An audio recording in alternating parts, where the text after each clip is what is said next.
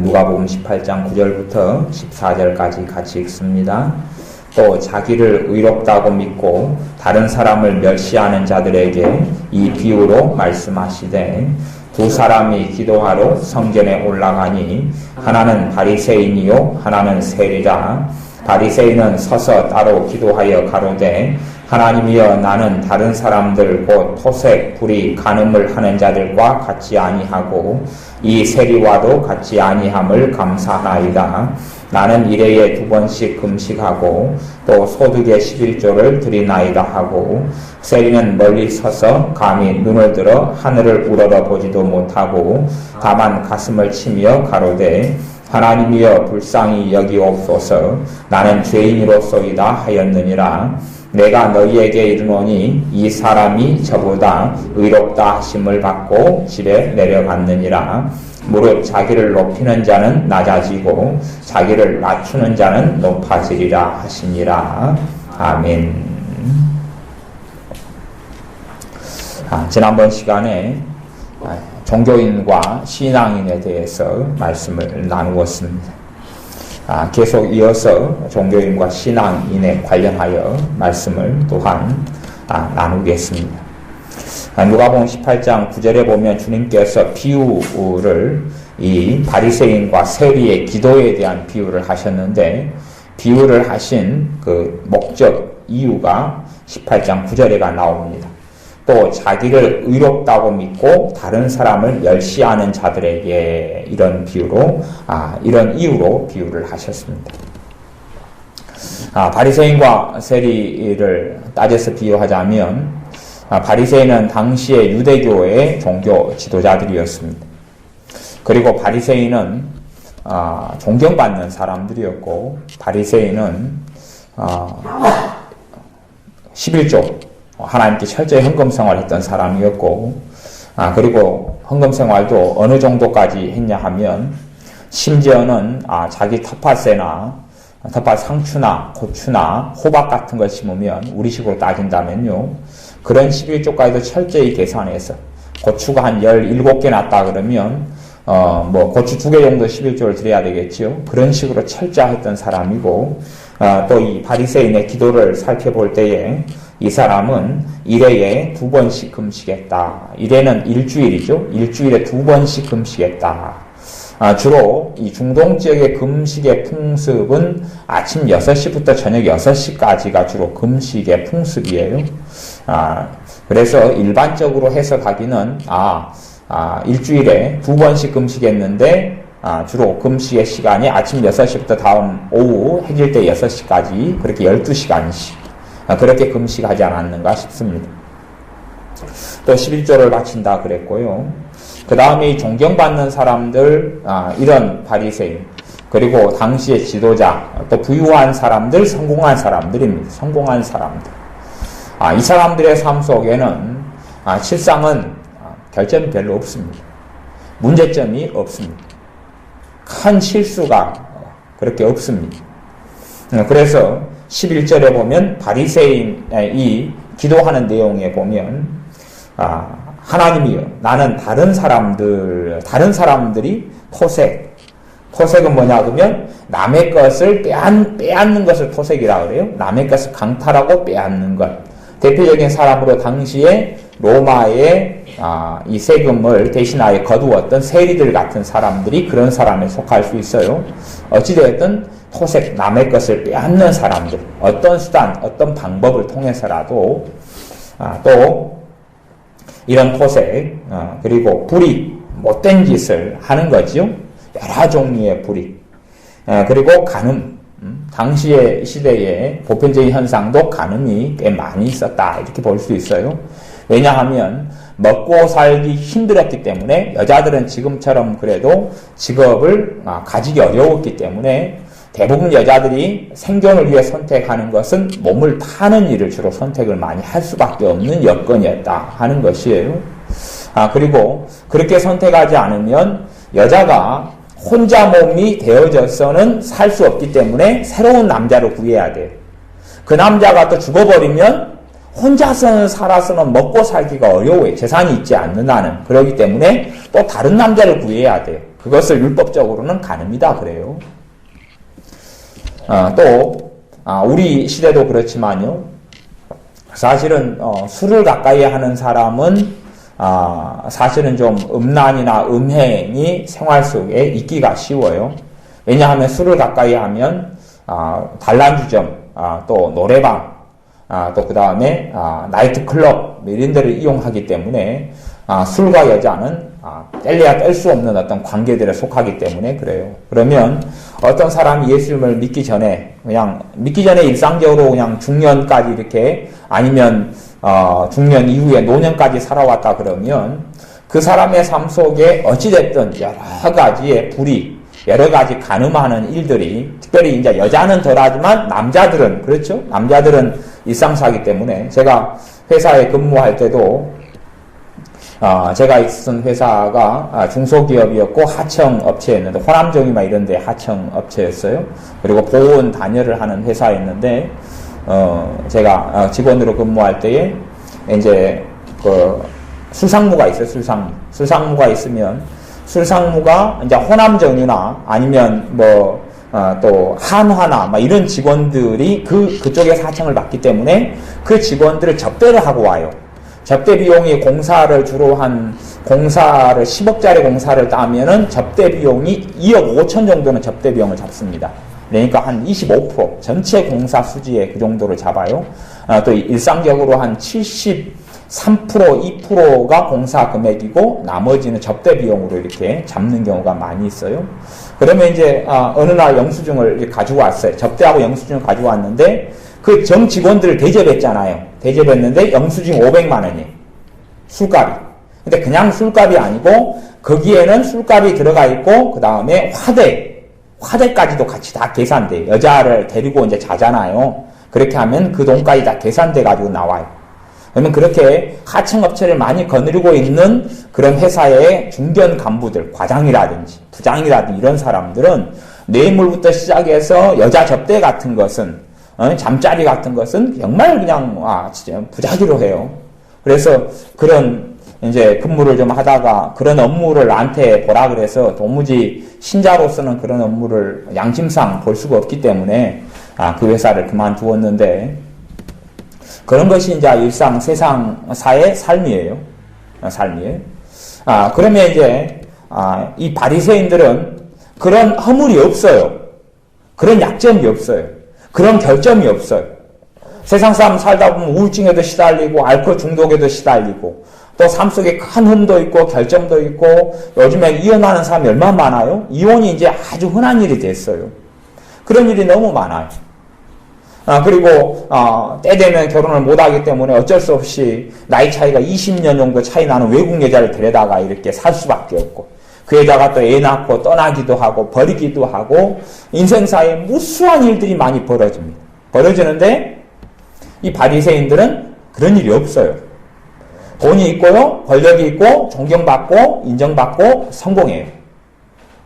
그래서 이들은 또한 종교적인 행위로 11조 정확하게 하나님께 드리고, 또 헌금생활 정말 잘하고, 그리고 봉사생활도 잘하고, 그렇게 사람들이 손가락질 할 만한 인생과 삶에 흠이 없다, 그런 말이에요.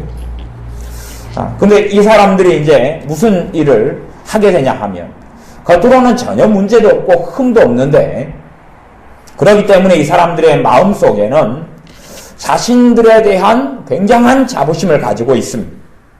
굉장한 자부심을 가지고 있어서 어떤 일을 하게 되냐 하면 18장 9절에 자기를 의롭다고 믿고 다른 사람을 멸시한다, 그러는 것입니다. 내 삶 속에 큰 문제도 없고 큰 흠도 없기 때문에 자신을 의롭다고 믿어. 그리고 다른 사람을 멸시하는 거예요. 이 바리새인들이 그런 삶을 살았다, 그런 말이에요. 사실은 바리새인들만이 아니라 실제로는 신앙생활을 시작하지만 어느 때부터 진실한 신앙인이 있고 그 다음에 종교인이 있어요. 신앙인이 종교인으로 변하는 일들은 굉장히 많이 있습니다. 진실한 신앙인은 하나님을 섬기고 하나님을 믿는 사람이, 종교인은 기도도 많이 할 수도 있고 성경도 많이 읽을 수도 있고 봉사도 많이 할 수도 있고 전도도 많이 할 수 있어요. 그러나 그들에게 보이는 것은 단지 종교 행위하고 그 다음에 사람만 보여요. 하나님 앞에서 섬기진 않아요. 대신에 그들의 인생과 삶을 보면 꽤 굉장히 대단하게 보입니다. 그래서 그들은 주로 돈을 가지고 있고 부유합니다. 성공하는 사람들입니다. 헌금도 할 때 되면 돈이 많으니까 몇 천만 원씩은 쉽게 이렇게 하는 경우도 많이 있습니다. 자, 교회 밖에 말고 교회 안에 들어와서 신앙생활 안에 들어와서 그런 종교인들이 있습니다. 이 바리새인들도 사실은 종교인이었습니다. 진실로는 하나님이 없는데 하나님을 섬기는 사람이었어요. 종교인으로 전락하게 되는 신자가 진실한 신앙인이 종교인으로 세월이 흘러감에 따라서 변하게 되는 이유는 여러 가지가 있습니다. 그 중에 하나는 교회가 전체적으로 종교인이 교회가 중심을 차지하고 있을 때는 그것이 정상인 것처럼 여겨져서 신자가 진실한 신앙인이 종교인으로 이렇게 시간이 흘러가면서 변화되는 경우가 있어요. 또 하나는 어떻게 하면 종교인으로 변화되냐 하면 오늘 누가복음 여기 18장 9절부터 14절까지 주님의 말씀에 따르면 종교인으로 변질되는 이유가 자신이 보기에 스스로 의롭다고 인정될 때부터 이 정도 나는 괜찮네. 실상은 우리가 하나님의 큰 은혜를 까먹는 이유가 있습니다. 그 은혜를 까먹는 이유가 어떤 이유가 있냐 하면 내가 하나님을 섬겨 기도 생활하고 신앙 생활을 해요. 그런데 주로 이제 결혼해서 부부가 산다 그러면 두 사람 중에 한 명이 좀 흠이 있는 사람이다. 또 결점이 많고 허점이 많은 사람이다 하고 그럴 때에 문제가 생길 수 있어요. 왜냐하면 항상 비교하다 보면 내가 내 남편이 흠이 있다, 결점이 있다, 아니면 아내가 흠이 있다, 결점이 있다 하면 나는 저 사람보다 괜찮은 사람이잖아요. 나는 저 사람보다 의로운 사람이잖아요. 그렇게 되어지고. 그 다음에 이제 교회 속에서 흠이 있고 결점이 있는 어떤 집사님이 있거나 성도님이 있다고 치면, 그러면 이럴 땐 내가 종교인으로 그것 때문에 변화가 될 수 있어요.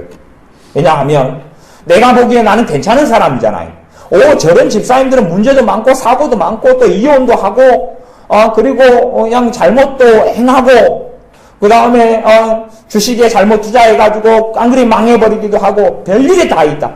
그래서 나는 헌금 생활도 잘하고 또 사는 것도 괜찮고 인정도 받고 그리고 돈도 있고 그리고 이제 좋은 자리에도 있고 명예도 있고 나는 얼마나 하나님 뜻대로 내가 살아가는가 그렇게 생각하게 된다 그런 말입니다. 그래서 한 사람이 진실한 신앙을 잃어버리고 종교인으로 변해버리면 교회 안에 종교인들이 많이 있는데 종교인으로 변해가는 가장 큰 이유를 따져놓고 본다면 자기 의 때문에 그렇다 하는 것입니다. 내가 의롭다. 나는 괜찮다. 그래서 이 바리새인들의 가장 큰 문제가 그거였습니다. 그들의 인생과 삶에는 큰 결점이 없었다 하는 것입니다. 큰 문제가 없었다 하는 것입니다. 큰 불의가 없었다 하는 것입니다. 남의 것을 훔치고 도둑질할 만한 그런 환경이 아니었다 하는 것입니다. 내가 먹고 살 것도 있고 돈도 있고 재물이 있는데 남의 것을 뭐라고 훔치고 빼앗겠습니까? 그렇게 우리나라 같은 경우는 지금 미국에 이번에 그 뉴스회가 나왔는데 한국 여자 한 1만 명 이상이 미국에 가서 몸을 판다 이런 것이 최근에 나와서 교회 카페에 올려놓았습니다. 또 그리고 젊은 여자들 가운데 유흥업에 종사하는 여자들만 해서도 수십만 명이 30만 명인가 이렇게 되어집니다. 그러면 그런 사람 같은 경우는 어차피 이제 젊은 여자들 가운데 굉장히 많은 퍼센티지가 유흥업에 또 남자를 대접하고 접대하는데 이렇게 종사하게 되어져요. 사실은 우리 동네가 한 30만도 안 되는 소도시지만 이 동네에도 여천 정도 가면 그런 데도 많이 있어요. 어떤 데가 있냐 그러면 주로 이제 역전 같은 데 보면은 창녀촌이 있지요. 근데 그거 말고 남창촌이 있어요. 남자들이 여자들을 그러니까 이제 아줌마들이나 또 누가 와가지고 남자들을 선택하면 남자들이 접대를 해요. 그리고 그런 거 사실은 그 까치정보나 이런 신문 있잖아요. 그런데 보면 그런 남자를 모집한다고 광고회가 나와요. 그거 자세히 봐보세요. 모르시죠? 그런 게 나와요. 대신에 이제 나이 제한, 연령 제한이 있어요. 예를 들어서 20살부터 30살 사이 막 이렇게 그렇게 해가지고요. 그러니까 남자든 여자든지 그러면 내가 그런 삶을 우리가 다 주님을 믿기 전이나 아니면 심지어는 믿으면서도 어떤 실수와 잘못과 문제들 속에 살 수가 있어요. 그러면 그런 일을 겪은 다음에 우리는 내 의로는 하나님께 설 수가 없구나. 근데 이 바리새인들은 자기들은 흠이 없다고 생각했어요. 하나님 앞에 설 때 자기 의로 서려고 그랬어요. 자기 믿음으로 서려고 그랬고 자기 의로. 내 똑바로 나는 살았으니까 하나님께서 나를 인정하실 수밖에 없어. 나는 사람들 보기에 손가락질 받을 만한 일이 없으니까 나는 괜찮아. 그렇게 살았다. 그런 이야기. 그렇게 살아서 이들하고 실제로 하나님과는 아무 상관이 없어졌습니다. 이들과 예수님과는 아무 상관이 없어졌습니다. 그리고 이들은 너무나 떳떳하니까 스스로 보기에 너무 떳떳해서 하나님께도 굉장히 떳떳하게 기도합니다. 하나님 정말 감사드립니다. 나는 못된 짓 안 하고 살아서 감사드립니다. 내가 11조 생활 잘할 수 있게 해주셔서 감사드립니다. 하나님께 헌금 생활 잘하게 해주셔서 감사드립니다. 나는 저 옆에 저 셀이라는 저 못된 인간이 있는데 저 사람 기도하는데 기도 생활 저 사람도 기도하러 왔네요. 하나님. 근데 저 사람 같은 악한 인생 못된 인생을 나는 살지 않게 하신 것을 감사드립니다. 그렇게 기도했어요. 그런데 삶 속에 허물이 많고 문제가 많고 이런 세리 물론 간음도 했겠죠. 돈을 주고받는 일이고 또한 세금을 강제로 빼앗는 일을 또 해야 됐던 세리는 삶 속에 별의별 못된 일과 악한 일이나 했겠죠. 그래서 이 세리 스스로도 하나님께 기도하기를 18장 13절에 보면 세리는 세관원인데 세관원. 그러니까 우리 식으로 따지면 일제시대 때 일제의 앞잡이가 되어져서 세금을 걷는 사람이었어요. 매국노 자리였어요. 이 사람이 세리들이에요. 그런 이 로마의 식민 지배하에 유대라는 이스라엘 나라 유대가 있었는데 그 나라에서 로마의 앞잡이가 되어져서 로마의 세금을 걷는 사람이 세리였어요. 세리는 멀리 서서 감히 눈을 들어 하늘을 우러러 보지도 못하고 스스로 생각하기에 자신의 삶에 허물이 너무 많은 것이에요. 스스로 보기에 자신의 삶에 문제가 많은 것이에요. 하나님 앞에 떳떳하게 설 수가 없는 사람인 것이.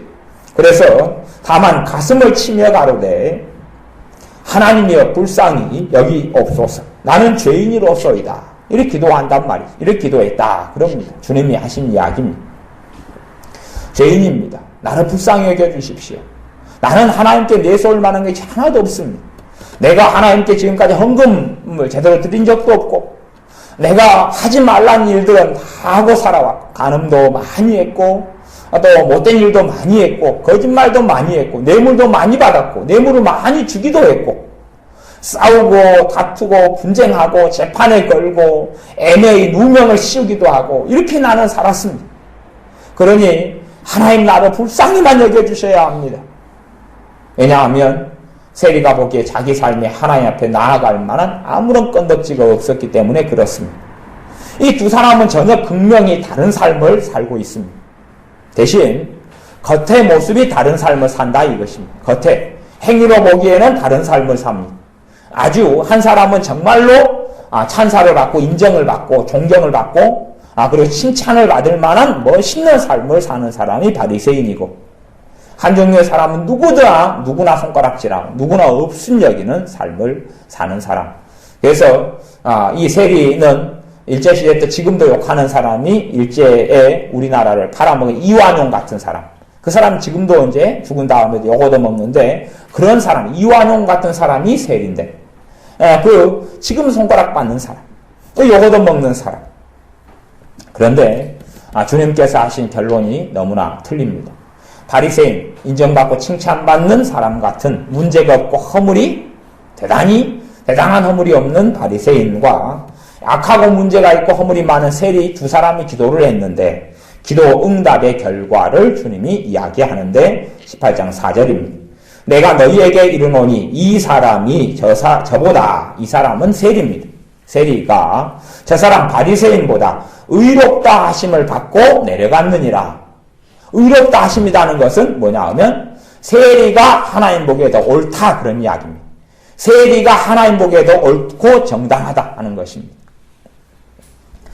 사실은 바리새인의 삶이 실제로 어리석어지는 건 뭐냐 하면 기준은 뭐냐 하면 자기법입니다. 자기법. 자기 법, 인간 사회의 법, 자기 법, 자기 법에 의해서 다른 사람을 비교해 보니까 자기보다 다 못하다 이것입니다. 자기보다 다 못하다. 그런데 하나님의 기준은 하나님의 법입니다. 하나님의 법이에요. 하나님의 법인 진리입니다. 진리에 비춰보면 세리의 삶이나 바리새인의 삶이나 50보 100보입니다. 그래서 차이는 뭐냐 하면 바리새인은 자기의 법에 따라 인간 사회의 법에 따라 다른 사람과 비추어 보니까 자기는 괜찮고 똑똑하고 대단한 사람입니다.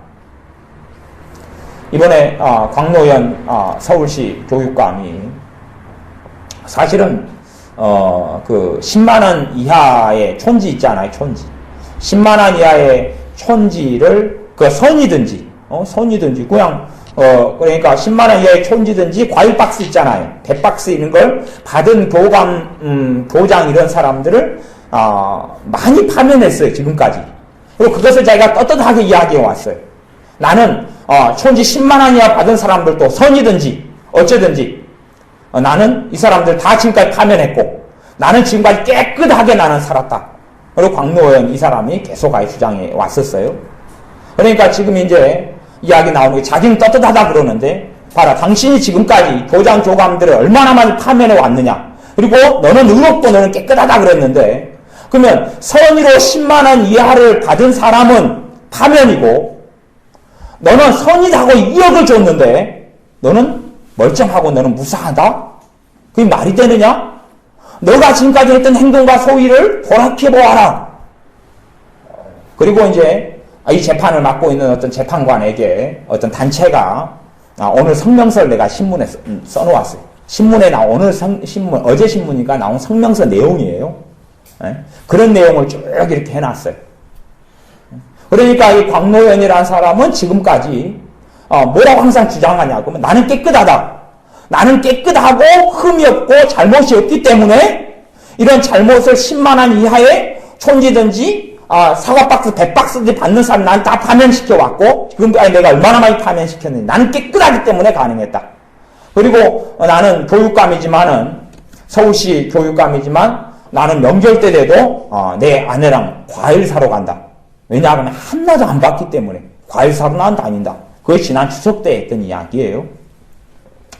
그러니까 그렇게 하면서 사실은 자기는 다르게 살죠. 그게 뭐냐 하면 스스로 보기에 의롭다고 보고 사는 거예요. 스스로 보기에 나는 괜찮다. 나는 깨끗하다. 나는 정결하다. 나는 의롭다 그러는 것이에요. 하지만 하나님의 법에 비추어서는 아무도 하나님 앞에 설 수가 없습니다. 바리새인들에게는 하나님의 법이 없었다 그러는 것이 사람을 보기에 옳게 보이려고 사람 보기에 인정받고 칭찬받으려는 행위들은 많이 했지만 진실하게 하나님의 법을 가지고 하나님의 법에 자신을 비추어 보지 않았다 하는 이야기입니다. 그래서 이 사람은 세리보다 심지어 가장 손가락질 받고 가장 욕을 얻어먹고 삶 속에 가장 문제가 많은 세리보다 옳지 못하다 하는 판결을 받았다 하는 이야기입니다. 가장 그 당시에 가장 못된 부류를 두 부류를 꼽습니다. 유다 나라에서 가장 못된 부류 두 부류를 뽑는데 그 두 부류가 첫째 부류는 세리고 두 번째 부류는 창기들입니다. 가장 악하고 가장 문제 있는 두 부류 세리하고 창기. 그런데 주님의 판결, 하나님의 판결은 그 당시에 가장 인정받고 가장 존경받고 그리고 지금으로 따지면 목회장, 목사님의 자리에 신부님의 자리에 있는 이 바리새인들인데 이들은 가장 존경받고 가장 인정받아서 누구든지 간에 존경하고 이 사람은 권력을 가지고 있고 힘을 가지고 있고 그 다음에 검찰권도 가지고 있고 대단한 권력을 가지고 있는 이들 예배를 인도하고 집례할 수도 있고 검찰권도 가지고 있고 변호권도 가지고 있고 다 가지고 있는 사람 돈도 가지고 있고 성공하고 명예도 가지고 있고 그리고 사람들 보기에 그렇게 흠이 없는 사람 그래서 전혀 비교 불가한 계층 바리새인의 계층과 세리나 창기하고는 비교 불가한 계층인데 이 비교 불가한 두 계층의 사람의 대표가 기도하러 하나님께 올라갔는데 하나님의 판결은 세리가 더 옳다. 하나님 보시기에 더 옳다. 그리고 세리가 의롭다. 하나님 보시기에 바리새인보다 더 의롭다. 이렇게 판정을 내렸다 하는 이야기입니다. 우리의 삶 속에 이런 내 스스로를 의롭다 여기는 사상, 내 스스로 옳다 여기는 사상 속에는 하나님을 만날 수가 없습니다. 내가 스스로 옳다, 의롭다 하는 생각 속에는 내가 참된 신앙인에서 나는 종교인으로 변화되기가 굉장히 쉬운 문제가 됩니다. 그러니까 우리 안에 내가 다른 사람과 비교하는 문제가 아니라 전능하신 하나님의 말씀에 비추고 하나님 앞에 서서 우리 자신을 돌이키고 누구보다 내가 옳다, 누구보다 내가 바르다, 이렇게 산다, 이렇게 생각할 게 아니라 하나님 앞에서 내가 하나님의 은혜가 아니면 살 수 없는 사람, 주 예수 그리스도의 의로우심이 아니면, 용서가 아니면 설 수 없는 사람으로 있어야 나는 하나님의 은혜가 언제까지나 끊어지지 않는 신앙인, 하나님의 백성으로, 하나님의 자녀로 살게 됩니다. 예수 그리스도의 의를 바리새인이 힘입지 못했는데, 왜냐하면 자기의 의를 이 사람은 자기의 의로 하나님께 서기를 원했기 때문에 그렇습니다. 자기의 의로 서기를 원했기 때문에 이 바리새인들은 천국에 대부분 들어가지 못했고, 세리나 창기들은 하나님 나라에 먼저 들어갔다라고 예수님께서 말씀합니다. 왜냐하면 세리나 창기란 삶 속에 정말로 큰 허물, 누구든지 손가락질할 만한 이러한 허물이 있었는데, 그렇기 때문에 세리나 창기들은 자기가 하나님께 내세울 게 하나도 없어요. 하나도 없어서 예수님의 의를 의지했습니다. 예수님의 의로우심이 아니면 하나님께 설 수 없다는 것을 알았습니다. 내 삶 속에 업적이 있어야지. 내 삶 속에 내놓을 것이 있어야지. 그런데 이 창기나 세리들은 내놓을 게 아무것도 없었습니다. 단지 과거를 사람들이 몰랐으면 좋겠은 과거. 내 과거에 그것을 덮어버렸으면 좋겠을 과거. 단지 그냥 결혼했다, 이혼했다 이런 인생의 좀 실패만이 아니라, 그게 문제가 아니죠. 창기의 삶은 그런 인생의 실패를 이야기하는 게 아니잖아요. 그냥 그 삶 속에서 온갖 모진 불가피한 죄지만 죄를 짓고 살아가는 반복적인 어떤 삶 속에, 그런 삶 속에 살아왔던 과거로 죄로 얼룩진 과거. 그렇기 때문에 창기나 세리들은 예수님을 힘입지 않으면 하나님께 나갈 수 없는 것을 깨닫고 알아서 예수님 힘입었고 하나님 나라에 먼저 들어갔습니다. 참으로 신앙생활을 하는 사람 가운데 예수님을 못 만나는 사람, 진정한 신앙이 되지 못하는 그런 사람들, 하나님의 은혜 속에, 하나님의 사랑 속에 들어오지 못하는 부류의 사람들은 어떤 사람들이 되냐 하면 종교인이 됩니다. 어떤 종교인요? 내가 보기에 나는 이 정도 문제 없어. 나는 결백해. 나는 깨끗해. 나는 그래도 이 정도면 나는 누구보다 나는 큰 소리 치고 살 수 있어. 내 삶 속에는 흠이 없어. 내 삶 속에는 지워버리고 싶은 과거가 없어. 나는 떳떳해. 이런 사람, 이런 무리의 사람들은 주님의 깊은 은혜 속에 들어오지를 못합니다. 주님의 십자가의 대속을 누리지를 못합니다. 주님의 용서하심을 누리지를 못합니다. 왜냐하면 주님의 용서가 필요가 없잖아요. 주님께서 나를 위해 십자가에 죽으실 이유가 없으니까요.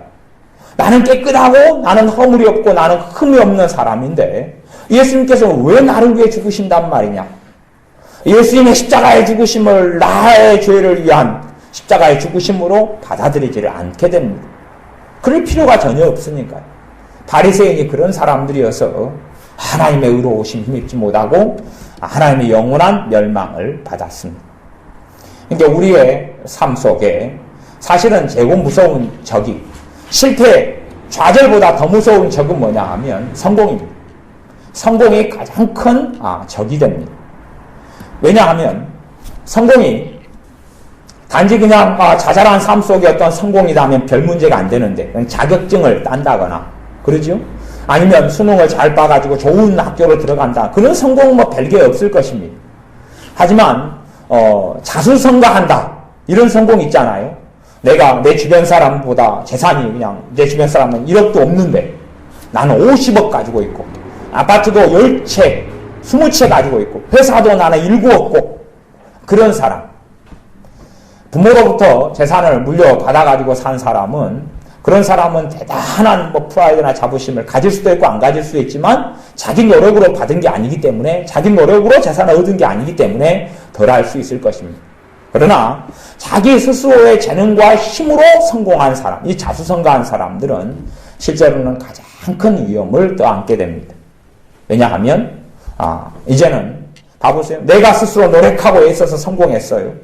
그럼 어떻게 생각해요? 자기 주변에 성공하지 못한 사람에 대해서 니는 더 노력하지 않으니까 그래. 나도 맨주먹으로 일어섰어. 너는 근데 지금 뭐하고 있는 거야? 니 사람 무시를 니는 못한다. 니는 더 노력하지 않는다. 너는 더 애쓰지 않는다. 니는 일어나다 멍청하다. 나는 성공했어. 내 맨주먹으로 일어나서. 그렇기 때문에 가장 교만하게 되는 사람이 자수성가한 사람이 되어집니다. 차라리 그냥 로또 복권 당첨해서 20억, 30억 받는 사람은 덜 교만합니다. 그런 사람. 왜? 불로소득이잖아요. 하지만 자기가 애를 쓰고 수고하고 노력해가지고 하나님의 은혜로 성공한 사람은 정상인 한은 하나님의 은혜 때문에 내가 성공했다고 인정하고 알게 돼서 덜하죠. 그런 게 별로 없을 수 있습니다. 그러나 하나님을 의지하고 기도해서 성공하는 게 아니라 그냥 자기 능력과 자기 노력으로 성공해. 그렇게 성공한 사람들은 주변 사람들을 깔보고 멸시하고 박대하고 또한 마음 한구석에는 은근히 저 사람을 비웃는 신앙생활도 그럴 수 있습니다. 내가 열심히 하나님을 섬겨 신앙생활해서 내가 보기에 스스로 믿음이 좋다고 생각해. 그런데 나보다 저분은 신앙생활을 오래 했어요. 오래 했는데 정말 별 볼 일 없어요. 신앙이. 그렇다고 보면 그것도 내 의가 된다 그 말이에요. 나는 이렇게 열심히 하나님을 섬겨서 믿음이 이렇게 컸는데 저 사람 아직도 저런 수준에 머물러 있느냐? 그런 자기 의가 될 수 있다 하는 것이 진실한 사람이 되기 위하여 하나님께서 기뻐하시는 사람이 되기 위하여 주님께서 요구하시는 것이 14절 하반절입니다. 무릇 자기를 높이는 자는 낮아지고 자기를 낮추는 자는 높아지리라. 하나님 앞에 섰을 때 하는 이야기입니다. 이 땅에서는 자기를 높이는 사람이 높아집니다. 그러니까 우리가 어떤 회사에 면접 보러 갔을 때에 나는 이런 걸 할 수 있습니다. 그렇게 해야지. 그냥 나는 이것도 못합니다. 저것도 못합니다. 그러면 당신 띡 탈락 그럴 거 아니에요. 그러니까 그런 부분에서 나를 피하라고 나를 알리고 나를 선정해야지. 그래야지만이 사실은 높아집니다. 하지만 하나님께 섰을 때는 이 땅의 삶 속에 너가 너를 높이고 살아왔느냐 낮추고 살아왔느냐를 하나님은 보시고 판결하신다 하는 것입니다. 물론 우리가 지혜롭게 살아야 됩니다. 굉장히 나를 때로는 알릴 때는 알리기도 해야 될 것이에요. 그 자체를 문제 삼는 것은 아닙니다. 여기서 자기를 높인다 낮춘다고 하는 개념은 어떤 뜻이냐 그러면 다른 사람에 대해서 내가 그 사람을 멸시하느냐 존중하느냐 하는 이야기를 하는 것입니다. 똑같이 일을 한다 그럴 때에 내가 일을 10개 할 때 저 사람 2개밖에 못해요. 10개 할 때 내가 2개밖에 못해요. 그러면 나는 저 사람을 뭐 하기 쉬워요? 멸시하기 쉽죠. 그런데 하나님 보시기에 그 사람을 멸시하지 않고 그래도 내가 저 사람에 대해서 존중하고 존경심을 가지고 있어야 한다 그런 말이에요. 그렇게 할 때에 하나님께서 나를 높여주신다라고 이야기합니다. 때로는 이 땅 속에서 하나님 높여주신 것을 다 누릴지는 몰라도 하나님의 심판대 앞에 섰을 때는 나를 높이신다. 이것이 이 땅에 80년, 90년, 70년의 인생을 살아가는 하나님의 판결, 하나님 앞에 섰을 때의 계산 기준이 되어집니다. 아버지, 우리의 부모가 있다고 쳐요. 우리의 부모님이 있어요. 우리의 부모님은 사실은 좀 문제들이 많잖아요. 우리가 요즘에 잘난 세대, 요즘에 또 학식이 더 많은 세대, 더 공부를 많이 한 세대에 비추어서 그 눈으로 보면 부모님들이 무식할 때도 많고 또 왜 이리 또 판단 미스도 많고 미련할 때도 있고 잘못 삶을 살아왔을 때도 있고 돌아놓고 보니까 내 인생과 삶을 잘못 코치를 해가지고 나를 잘못된 길로 오도했을 때도 있고 그런 면에서 부모님에 대해서 내가 왜 저럴까? 그럴 수 있다. 그런 말이에요. 하지만 하나님 보시기에 왜 저럴까가 아니라 그래도 부모님이기 때문에 존경해야 된다고 이야기하는 이것이 자기를 낮추고 다른 사람을 높인다 하는 뜻이 되어집니다. 형제간에는 더 이게 문제가 심할 수가 있습니다. 형제들에는 어찌됐든지 간에 삼형제가 있다 아니면 삼남매가 있다 그러면 그 중에서 재고 똑똑한 사람이 있고 미련한 사람이 있잖아요. 저 공부 못하는 사람이 있어요. 언니든지 오빠든지 형이든지 그럴 수 있고 동생이든지 누구든지 그럴 수가 있어요. 하지만 나는 이렇게 공부 잘하는데 너는 그렇게 못하냐? 이렇게 하면 자기를 높이고 상대방을 낮추는 사람이다 라고 이야기하는 것입니다. 그래서 하나님 앞에 섰을 때에 자기를 높이는 자로 보여지는, 그래서 이런 것들이 많아지면 많아질수록 하나님의 은혜가 떠나가면, 성령의 역사가 떠나가서 종교인으로 변해갈 수밖에 없다는 것입니다. 하나님의 은혜가 떠나가면 종교인이죠. 성령의 역사가 떠나가고 소멸되면 종교인이 될 수밖에 없습니다. 그런데 그 비극을 양상하는 것이 교만이죠. 교만은 특징이 자기를 높이고 다른 사람을 낮춘다는 것입니다. 다른 사람을 멸시하고 첨대하고 자기를 높인다는 것입니다. 거꾸로 문제가 되는 것도 있습니다. 교만과 양상이 굉장히 다른 것이 있는데 그것이 열등감이라는 것입니다. 열등감. 교만과는 다르죠. 교만과 다르지만 열등감도 굉장한 문제가 됩니다. 열등감을 가지고 있으면 항상 아무 때나 상처를 받습니다. 상처받을 준비가 되어 있는 게 열등감입니다. 상처받을 준비가 되어 있는 게 열등감입니다. 열등감을 가지고 있으면 아무 때나 상처받고 아무 때나 힘들어하고 아무 때나 괴로워집니다. 어떤 모습의 열등감일지 모르겠어요. 그냥 가령 얼굴이 납작하다. 그러면 얼굴에 대한 열등감이 있을 거 아니에요. 키가 작다. 그럼 키가 작은 거에 열등감이 있을 거 아니에요. 또 너무 갈비치다. 너무 뚱뚱하다. 그런 부분에 열등감이 있을 거 아니에요. 대학을 나왔다. 대학을 못 나왔다. 중학교밖에 못 나왔다. 그러면 그 공부에 대한 열등감이 있을 거 아니에요. 그러면 누가 공부 가지고 난 중학교밖에 못 나왔는데 이야기를 꺼낸다. 학벌을 가지고 이야기 꺼낸다. 그러면 상처받지요. 자존심이 상하지요. 대인관계, 인간관계가 무너지고 깨집니다. 왜냐하면 내가 저 사람에 대해서 이제 안 입고 온 생각을 가지게 된다. 그 말이지. 지는 얼마나 잘 배우고 잘났길래 학벌 가지고 나는 중학교밖에 못 나왔는데 학벌 가지고 내 앞에서 저리 꺼집어내느냐. 사실은 내 가치관이 학벌주의 가치관이 있기 때문에 그러는 거지. 학벌주의 가치관이 있기 때문에 그래요. 학벌이 정말로 중요한 가치관으로 들어와 버리면 내가 학벌이 받쳐주면 교만하고 안 받쳐주면 열등감 때문에 헤매고 둘 다가 문제가 됩니다. 그럼 열등감은 무엇을 만들어내냐 하면 열등감은 교만을 만들어냅니다. 왜 교만을 만들어내냐 그러면 내가 주눅 들고는 못 살잖아요. 내가 딴 사람에게 항상 멸시받고는 못 살잖아요. 저 사람이 나를 멸시하는데 멸시받고는 못 사니까 내가 저 사람보다 더 앞설 만한 뭔가를 나도 가지고 있어야 되기 때문에 그래요. 그게 거짓말이든지. 그래서 도무지 딴 사람보다 앞설 만한 게 없으면 뻥치기를 하죠. 없는 걸 있다 그런다 그런 말이에요. 우리 집에 금송아지 있다 그래 부르는 거예요. 우리 아버지가 재산 많다 그래 부르는 거예요. 그러니까 자기에게 다른 사람보다 앞설 만한 게 없어서 항상 열등감에 들 수밖에 없으면 거짓말을 해서 자기가 열등감 속에 파묻히지 않고 딴 사람한테 인정을 받으려고 애쓰는 잘못된 방식을 선택하기도 합니다. 돈이 열등감의 근원이다. 그러면 돈 문제만 나오면 항상 스트레스 받고 항상 문제가 됩니다. 직업이 그렇다. 그럼 직업의 의식 가운데 사회에서 좋은 직업, 안 좋은 직업에 대한 인식이 있다. 그래서 생각하기를 내 친구를 만났는데 친구는 나보다 월등히 월급도 많이 받고 똑같이 한 달 고생했는데 나는 100만 원 받는데 저 친구 500만 원 받는다 그래. 그럼 열등감이 안 들겠어요? 야, 똑같이 일하고 나는 한 달에 100만 원인데 저 친구가 500만 원이야. 그럼 열등감이 듭니다. 그리고 안 좋은 쓴뿌리들을 마음속에 만들어내기 시작합니다. 자신의 삶에 있어서 자신의 직업에 있어서 감사하지 않게 됩니다. 그리고 더 돈을 많이 버는 직장과 직업으로 옮기려고 합니다. 그것이 꼭 나쁘다고는 볼 수 없지만 문제는 심령 속에서 잘못된 쓴뿌리들이 만들어진다는 것이 문제입니다. 그래서 내가 저 친구보다 우월한 자리에 서 있어야 돼. 서려고 해야 돼. 저 친구에게 5개를 내가 져서 기분이 상하면 1개, 2개라도 이기는 뭔가를 만들어내려고 그럽니다.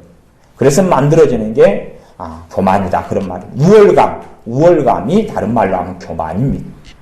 열등감과 우월감, 열등감과 교만은 그래서 동견의 양면처럼 주로 함께 있게 되는 것이 많습니다. 그리고 열등감의 근원들은 세속주의 가치관입니다. 돈, 성공, 명예, 재능, 학벌, 학위 이런 것들로 기준을 삼는 것. 그것 때문에 열등감을 끊임없이 가지게 됩니다. 우리의 삶 속에 무릇 자기를 높이는 자는 낮아지고 자기를 낮추는 자는 높아지리라. 우리 삶 속에 나보다 대단한 사람을 만날 때는 내가 항상 낮춰질 수밖에 없지만, 그렇지만 거꾸로 나보다 별로 아닌 사람, 나보다 별것 없는 사람을 볼 때에 내 마음가짐이 어떠느냐를 돌아보아야 됩니다. 거꾸로 그 마음가짐이 나보다 잘난 사람을 만났을 때, 그래서 나보다 못난 사람을 만났을 때 내 마음이 지켜져야 되고, 나보다 잘난 사람을 만났을 때도 내 마음이 지켜져야 한다 그 말입니다. 나는 집도 없는데 집을 3채 가지고 있는 친구를 만나요. 그러면 내가 어찌 된다 그 말입니다. 나는 차도 자가용도 없는데, 차도 없는데, 차를 막 그냥 에쿠스 같은, 에쿠스도 5천만 원짜리도 있고 1억짜리도 있고 그런데 1억이 넘는 에쿠스를 모는 친구를 만났다. 그러면 또 어찌 된다 그 말입니다. 항상 우리의 삶 속에 그런 일들은 비일비재하게 생겨납니다. 그럼에도 불구하고 그런 것에 내 마음이 요동치느냐 요동치지 않느냐 하는 것입니다. 이렇게 내 마음을 지키는 것이 가장 중요합니다. 또한 스스로 보기에 의롭다 보지 않아야 됩니다. 대부분 우리들 같은 경우는 좀 그러기가 좀 어려운 면모들도 있습니다. 왜냐하면 별로 평범한 사람들이 여기서 내가 다른 사람보다 난 탁월하다, 대단하다, 위대하다 할 만한 게 별로 없기 때문에, 그래서 그것이 사실은 굉장한 감사의 조건이 됩니다. 내가 다른 사람보다 큰 소리 치고 다른 사람보다 대단한 학벌을 자랑할 만한 게 없다. 이것이 사회에서는 열등함의 문제일 수 있지만 하나님의 말씀 속에서는 복의 조건 속에 하나에 들어갑니다. 목사님들끼리 모이면 사실은 학벌 자랑이 굉장히 심합니다. 학벌 자랑이 심해서 목사님들이 박사학위를 따려고 그렇게 애쓰고 발버둥 칩니다. 그리고 목사님들 가운데서도 이렇게 신학교만 나오고 일반 대학을 안 나온 목사님들은요, 일반 대학을 나오려고 발버둥을 칩니다. 일반 대학에 대한 열등감이 또 있거든요. 그래서 일반 대학을 나오려고 애를 쓰면서 뒤늦게 대학원을 가시는 분들이 있어요. 왜냐하면 열등감. 그렇기 때문에 목사님들이 모이면 이제 무슨 특별한 행사가 있을 때는 목사님 가운을 입고 모이면 목사님 가운에 박사를 표시해가 나타납니다. 목사님 가운에 박사 표시는 짝대기 3개다 그랬죠. CTS 같은 데 방송을 보면 목사님들이 짝대기 3개인 박사 가운을 입고 설교를 하신다 그런 말이에요. 짝대기 3개가 있어요. 짝대기 2개는 석사고 짝대기 하나는 학사인데, 학사 짝대기 하나 가지고는 아무도 안 하지. 짝대기 안 그으면 안 그어도. 그러니까 목사 가운은 목사 가운인데 목사 가운 플러스 거기에다가 자기 학벌을 갖다가 내놓습니다. 나는 박사다. 그리고 짝대기 3개를 딱 가지고 설교하는 유명한 목사님들이 많이 있습니다. 왜냐하면 그렇게 될 때 딴 사람 위에 서서 군림할 수 있고 큰 소리 칠 수 있기 때문에 그러는지 모르겠습니다. 그래서 이것이 내가 다른 사람보다 높다, 위대하다 라고 자랑할 만한 것이 됩니다. 그런 면에서는 차라리 그런 박사가 없는 것이 하나님 앞에서, 다른 사람 앞에서 겸손하고 겸비하게, 또한 내 스스로의 의로움을 입지 않고 살아갈 만한 좋은 조건이 될 수도 있습니다. 그래서 우리의 삶 속에 내가 없는 것들이 오히려 내 자신이 하나님 앞에 바르게 서게 하고 내 의가 아니라 주님의 의를 힘입고 살아가는 축복이 되어집니다. 내가 가지고 있는 것들, 내가 남보다 더 많이 손에 움켜진 것들이 내게 복이 되고 내게 은혜가 될 것 같지만 사실은 그러기보다 내가 마음을 대부분 사람은 지키지 못하기 때문에 해악이 되고 문제가 되는 경우가 많습니다. 또한 우리가 또 없다가도 어느 때가 되면 있게 될 것입니다. 내가 어떤 때 실패의 자리 속에 있다가도 언젠가는 성공의 자리 속에도 하나님께서 나를 이끌어가게 해주실 것입니다. 그러면 내가 그때의 과거를 다 잊어버리는 사람이 아니라 내가 지금부터 내 마음과 생각과 삶을 정돈하고 준비해서 내가 하나님께서 많이 가지게 하실 때 부하게도 하시고 가난하게도 하시고 가난의 자리에도 있다가 부여의 자리에도 하나님은 처하게도 하시기 때문에 많은 걸 가질 때에 없는 사람을 멸시하고 무시하며 내가 이런 사람이다 라고 하기보다 또한 공부를 못할 때는 중국들을 살다가 공부를 잘하게 되니까 못한 아이들을 멸시하고 천대하고 이렇게 살아가는 게 아니라 내가 잘날 때도 내가 못날 때도 오히려 그런 것에 연연하고 두는 게 아니라 내가 부족하기 때문에 내가 과거나 현재의 삶 속에 허물이 많고 죄가 많기 때문에 주님의 의를 힘입어 살아가는 사람으로 언제나 주님의 자녀로 주님의 신자로 진실한 신앙인으로 우리가 날마다 거하며 살아가야 합니다. 기도하겠습니다. 아버지 하나님, 자기 의로움, 바리새인들이 가졌던 아무런 별로 결점도 없고 흠도 없고 스스로 보기에 또한 주변의 사람들이 보기에 존경할 만하고 흠모할 만한 그러한 사람들, 그러한 모습들이었습니다. 그러나 우리 주님께서는 흠모할 만한 것이 없이 이 땅에 오시고 우리의 죄를 위하여 십자가에 죽으셨사오니 우리가 그러한 죄인임을 항상 발견하며 보게 하여 주옵소서.